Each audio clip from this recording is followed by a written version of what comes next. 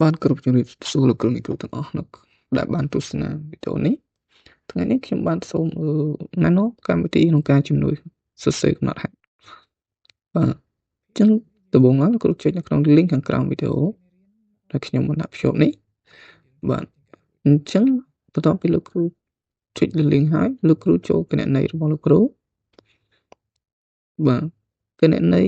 មានពីរមួយជាគណនីនាយកហើយមួយទៀតជាគណនីគ្រូសម្រាប់ការសរសេរកំណត់ហេតុនេះគឺសម្រាប់តែគណនីនាយកបាទអញ្ចឹងបន្ទាប់ពីលោកគ្រូចូលជាគណនីនាយកហើយលោកគ្រូនឹងឃើញទម្រង់នេះបាទមានសពគ្រប់ដោយគណនីគ្រូដែរប៉ុន្តែគាត់បន្ថែមប៊ូតុងមួយទៀតគឺកំណត់ហេតុបាទនៅក្នុងប៊ូតុងខាងលើមានដូចជាសភៅ PLP ហើយនឹងកំណត់ហេតុលោកគ្រូចុចលើកំណត់ហេតុ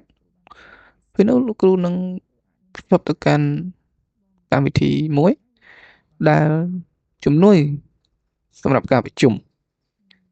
ក្នុងនោះលោកគ្រូនឹងឃើញមានក្រុមប្រជុំបាទអញ្ចឹងលោកគ្រូអាចចុចលើក្រុមប្រជុំបន្ទាប់មកលោកគ្រូវាយលេខសម្ងាត់របស់ក្រុមប្រជុំនោះហើយលោកគ្រូនឹងឃើញទម្រង់មួយគឺទម្រង់ស្រង់វត្តមានចំពោះទម្រង់ស្រង់វត្តមាននេះគឺសមាជិកប្រជុំទាំងអស់អាច scan QR code ដើម្បីចុះវត្តមានប្រជុំបានគ្រប់គ្នាបាទ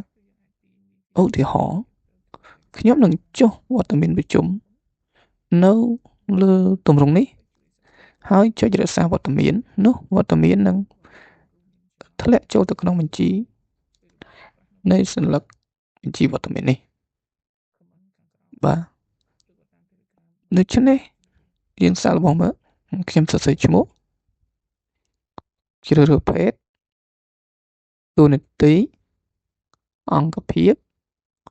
លេខទូរស័ព្ទចុចរក្សាទុក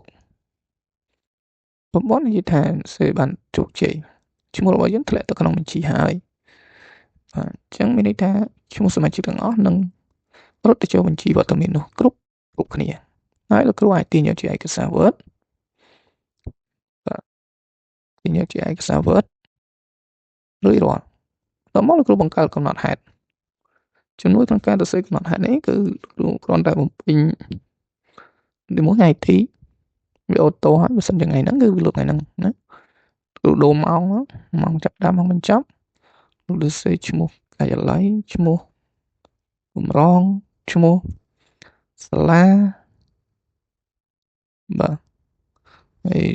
សរសេរអំពី topic ឬក៏កម្មវត្ថុដែលយើងត្រូវប្រឡងសេនណាជាប្រធានអង្គប្រជុំគាត់តួនាទីជាស្អីបាទទីតាំងតើយើងប្រជុំនៅកន្លែងណាបាទឈ្មោះអ្នកសរសេរកំណត់ហេតុឬក៏ហៅថាលេខាគាត់តួនាទីជាស្អីតមកលោកគ្រូសរសេររបៀបវរៈ1.5 ចំណុចនៅក្នុងប្រអប់ហ្នឹងណារួចលោកគ្រូអ្នកគ្រូចុចបង្កើតខ្លឹមសារកំណត់ហេតុសូមលោកគ្រូរងចាំវាបន្តិចមិនបាទជា1នាទីនោះកម្មវិធីនឹងសរសេរកំណត់ហេតុដែលលោកគ្រូចង់បានបាទកុំភ្លេចលោកគ្រូអ្នកគ្រូចុចលើតំណ link ខាងក្រោមដើម្បីចូលប្រើអញ្ចឹងនេះជាទម្រង់នៃការសរសេរកំណត់ហេតុបាទឃើញតែវាសរសេរបានទម្រង់ស្អាតគួរសមហើយខ្ញុំទាញយកវាជាឯកសារ Word បាទកម្មវិធីជំនួយសម្រាប់លោកគ្រូអ្នកគ្រូក៏ដូចជាលោកគ្រូអ្នកលេខាគឺមានតែប៉ុណ្ណេះបាទសូមលោកគ្រូអ្នកគ្រូយកទៅប្រើប្រាស់ដោយរីករាយអរគុណច្រើនសូមជម្រាបលា